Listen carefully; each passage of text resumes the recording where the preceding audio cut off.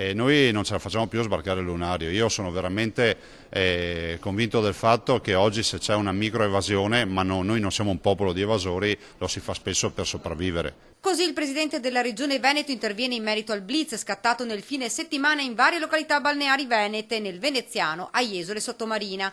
Oltre 90 ispettori del fisco hanno setacciato le due cittadine. Negozi, bar, pizzerie e chioschi in spiaggia, nessuno è stato escluso. La crisi economica e la pressione fiscale stanno mettendo in ginocchio gli operatori del settore. Qualche irregolarità ci può essere. E non ci deve essere paura a dire queste cose, perché con una tassazione del 68% le nostre imprese molto spesso si trovano di fronte a dover decidere se salvare il posto di lavoro, se salvare l'impresa o magari commettere qualche illegalità. Io non sono per l'illegalità, si devono pagare le tasse, le debbono pagare tutti, ma se lo Stato non interviene velocemente nella aliquota unica e inasprendo le pene per chi evade, non ne veniamo più fuori. Ispettori dell'Agenzia delle Entrate e uomini della Guardia di Finanza sono entrati nei negozi e vi sono rimasti ore e ore anche fino alle 4 del mattino. È un disagio continuo perché ti senti veramente in stato di oppressione, di controllo.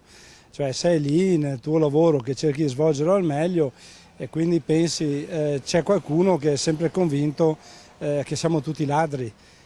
Non è sempre vero, insomma, ecco. Il sindaco di Jesolo cerca di placare gli animi, i commercianti sono esasperati, la stagione estiva è stata davvero difficile, maggio e giugno sono stati 2 mesi terribili sul fronte turistico, questo di certo non aiuta. Mi piacerebbe avere le statistiche a fine controlli per vedere effettivamente cos'è, come va, perché se c'è un gettito interessante, perché non vorrei che magari il gettito che danno poi questi controlli fosse inferiore al danno che si fanno alle attività in genere. L'eco del blitz di Cortina rimane impresso e fa ancora male. Il clamore, dice il sindaco, è proprio effetto di quanto accaduto a Cortina. Il clamore secondo me probabilmente l'Agenzia delle Entrate vede con il clamore probabilmente che la gente dichiara un po' di più. Non so se è vero o no, però sicuramente il clamore fa più danno, secondo me più danno che bene. Il governatore Zaia poi lancia una frecciata. Spero, dice, che la stessa severità espressa a Jesolo sia stata utilizzata anche in altre zone d'Italia, per esempio quelle località dove l'illegalità è diffusa ad ogni livello, figuriamoci sugli scontrini.